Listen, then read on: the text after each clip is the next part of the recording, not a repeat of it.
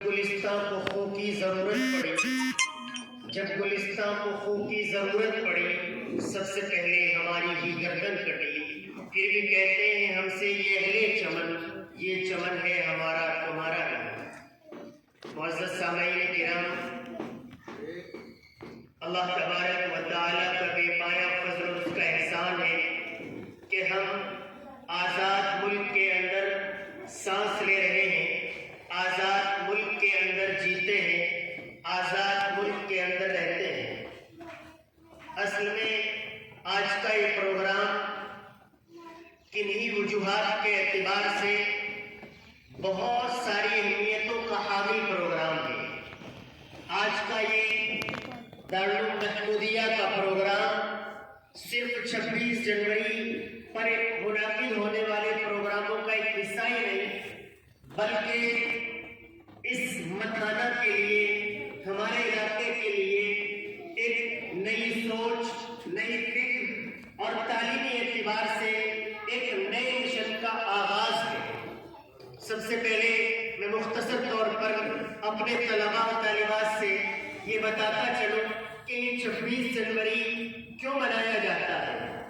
یہ ہمارا ملک ہندوستان ہمارا ملک ہے، ہمارا ملک تھا اور ہمارا ملک رہے گا انشاءاللہ۔ یہ ملک آج سے سینکڑوں سال قبل سونے کی چڑیا کے طور پر جانا پہچانا جانے والا ملک تھا۔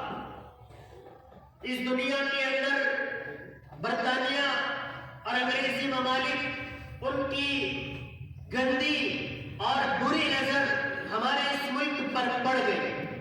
ان کے ذہن و خیال میں ہمارے ملک کے اندر، ہمارے ملک میں جو یہ سونا چاندی اور تمام طرح کے بہت ساری چیزیں، قیمتی چیزیں موجود تھی، ان پر ان کی وہ گندی نظر پڑی۔ انہوں نے اس ملک سے ان تمام چیزوں کو لوٹنے کا ایک پورا پروپیگنڈا تیار کیا۔ کوئی بھی کام، کوئی بھی مشن پہلے دن بہت بڑی کامیابی پر نہیں پہنچ جاتا ہے۔ پہلے ایک پیڑھی ہوتی ہے، پھر 2، پھر 3، پھر 10، 12، 14 پیڑھی چڑھنے کے بعد انسان چھت پر پہنچتا ہے۔ وہ ایک کمپنی کے نام سے ہمارے اس ملک کے اندر آئے، اپنے پیر جمانے شروع کیے، اصل مقصد ان کا وہی تھا، لیکن ایسٹ انڈیا کمپنی کا قیام وہ لوگ عمل میں لائے۔ انہوں نے یہاں کام شروع کیا اور کام کرتے کرتے ایک طویل مدت گزری کہ انہوں نے اعلان کر دیا کہ اب یہ ملک ہمارا ہو چکا ہے۔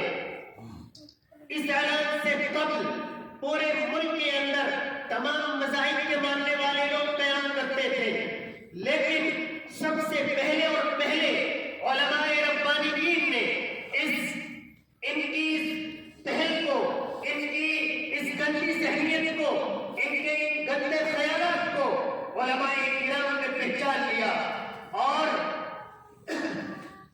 علماء کرام نے انگریزوں کے خلاف علم بغاوت بلند کر دیا اور کہا کہ ہم اس ملک کے اندر رہنے والے، اس بھارت کے تمام واسی انگریزوں سے لڑیں گے اور انہیں اس ملک، اس زمین، اس سرزمین کو چھوڑنے پر مجبور کریں گے۔ علماء کرام نے اپنی قربانیاں دینی شروع کر دی۔ یہ زمین علماء ربانیین کے خون سے لالہزار ہونے لگی تو ہمارے ملک کے دیگر افراد، ہمارے ہندو بھائی، سکھ بھائی، عیسائی، وہ بھی کندھے سے کندھا ملا کر ہمارے ساتھ، ہمارے علماء کرام کے ساتھ، ہمارے اسلاف کے ساتھ کھڑے ہو گئے۔ پھر ایک طویل جدوجہد جاری رہی، کئی مختلف مقامات پر جنگیں ہوئی۔ انگریز اس دور میں مالک تھا تو سب سے زیادہ قربانیاں علماء کرام کو دینی پڑی۔ انگریز کو لگتا تھا کہ جب تک یہ علماء کرام اپنا علم بغاوت نیچے نہیں کریں گے تب تک ہم اس ملک پر دیر تک قابض نہیں رہ سکتے ہیں۔ اس لیے وہ علماء کرام کو جب جہاں پاتا وہاں علماء کرام کی گردنیں اتار دیتا، تختہ دار پر چڑھا دیتا، خنزیر کی چربی، خنزیر کی کھال کے اندر علماء کرام کو لپیٹ کر گھوڑوں کے پیچھے باندھ کر انہیں کھینچ دیا جاتا۔ علماء کرام کو کھولتے ہوئے تیل کے اندر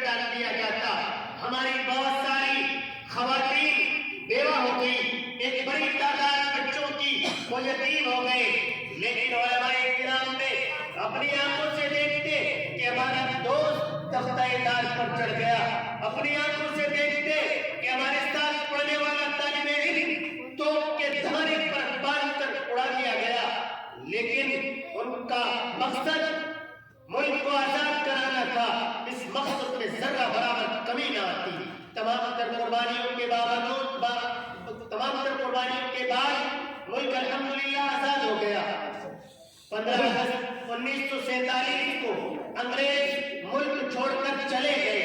اس کے بعد تقسیم ہوئی، پھر آزادی سے قبل انگریزوں کے قانون، انگریزوں کے ضوابط اور انگریزوں کا آئین چلتا تھا۔ اس کے بعد ملک ہندوستان پورے طور پر تمام مذاہب کے ماننے والوں نے آزاد کرایا تھا، لہذا تمام لوگوں کی ایک مجلس مشاورت قائم ہوئی، آئین ساز اسمبلی کا قیام عمل میں آیا اور یہ بات طے پائی کہ یہ حضرات دیگر ممالک کے آئین کو سامنے رکھ کر اپنے ملک کا آئین، اپنے ملک کا قانون ہمارا اپنے ضوابط ہونے چاہیے، یہ اس کو بنائیں گے۔ پہلے انگریز کا ٹریفک کے اعتبار سے قانون چلتا تھا، انگریز کا شادی بیاہوں کے اعتبار سے قانون چلتا تھا۔